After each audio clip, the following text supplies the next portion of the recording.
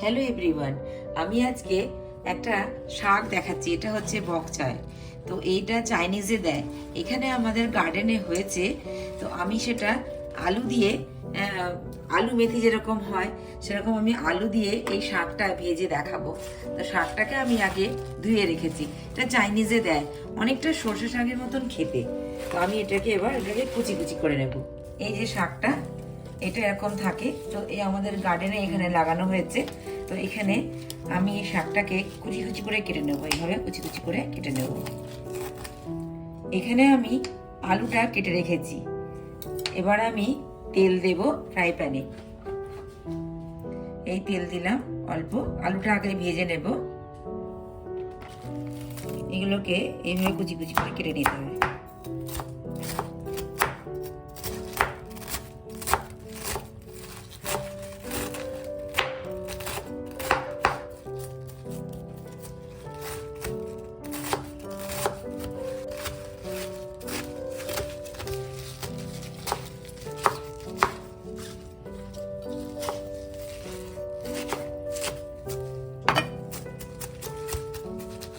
হয়ে গেছে, আলুগুলো দিয়ে দিলাম।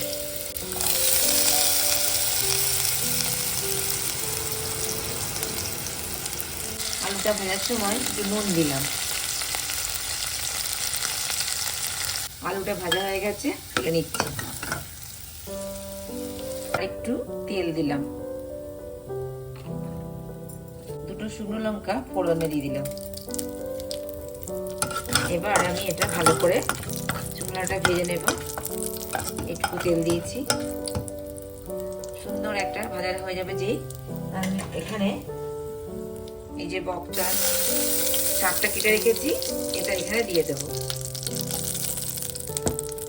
শাকগুলো দিয়ে দিলাম, বকচার শাকগুলো দিয়ে দিলাম।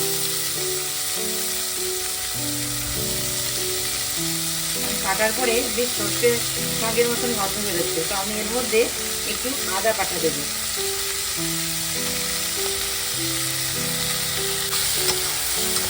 দিয়ে তার থেকে ভালো একটু নরম শাক ভালো করে একটু করে একটু ঢাকা দিয়ে দিলাম।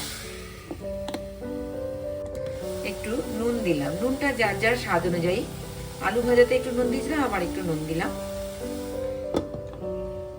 আমি এখানে দুটো শুকনো লঙ্কা ভেজে নিয়েছি, এটাকে আমি হাত দিয়ে গুঁড়ো করে নেব। এই যে গুঁড়ো করে লাস্টে এটা দিব। এই শাকটা হয়ে যাবে তখন আমি এটা অ্যাড করব। ঢাকাটা খুলে দেখি শাকটা সেদ্ধ হয়েছে কিনা। হ্যাঁ, সেদ্ধ হয়েছে। এই শাকটা এখানে খুব পাওয়া যায়, আমাদের ইন্ডিয়াতেও পাওয়া যায়। তো এটা এরকমভাবে বানিয়ে খেলে খুব ভালো লাগে, তাই আপনাদের সাথে শেয়ার করলাম। আপনারা বানান, খান, খুব ভালো লাগবে। একটুখানি আমি এগুলো করে দিচ্ছি। আর খুব নরম শাক তো। এবার আমি এর মধ্যে এই আলুটা অ্যাড করছি, আলু ভাজাটা।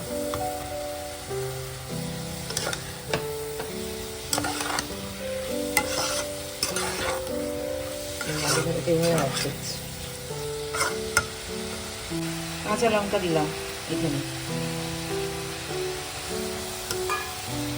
শাকটা কম হয়ে গেছে, আলুটা যদি মনে করে কি একটু কম দেবে, আমি একটু দিলাম।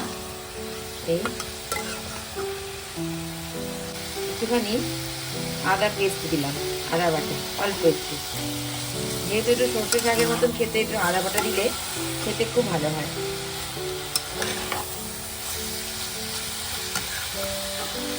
অল্প একটু চিনি দিলাম, চিনি গুঁড়ো অল্প। যদি কেউ মনে করে চিনি দেবে না, কিন্তু একটু দিলে নুন মিষ্টির স্বাদটা ভালো হয়। অল্প একটু দিলাম, স্বাদে একটু মিষ্টি দিলে ভালো লাগে। শুকনো শুকনো ভাজাটা দিয়েই হবে। এই যে এইভাবে হবে ভাজাটা। এখানে যে লঙ্কাটা ভেজেছিলাম সেটা হাত দিয়ে গুঁড়ো করে নিয়ে ওপর থেকে দিয়ে দিলাম।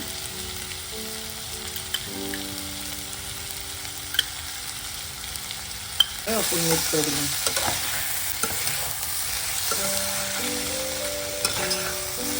এবার এটা আমার হয়ে গেছে অলমোস্ট। আমি এবার এটা নামিয়ে দেবো।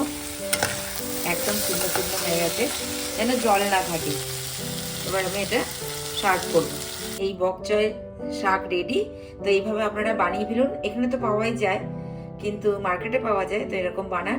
যদি রেসিপিটা ভালো লাগে তাহলে লাইক করবেন, কমেন্ট করবেন, সাবস্ক্রাইব করবেন। ভালো থাকবেন, সুস্থ থাকবেন। টাটা।